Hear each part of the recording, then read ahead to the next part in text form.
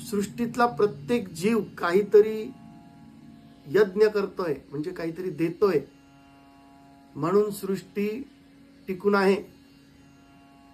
एक मनुष्यच असा आहे जो केवळ घेण्याचा किंवा मला काय मिळेल एवढाच विचार करतो, आणि म्हणून त्याला संघर्ष करावा लागतो, अतिशय कष्ट करावे लागतात.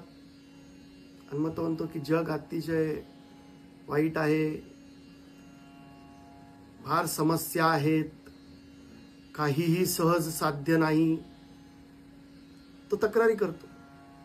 त्याच्या हे लक्षात येत नाही की आपली कर्म करण्याची वृत्ती किंवा पद्धत ही चुकते.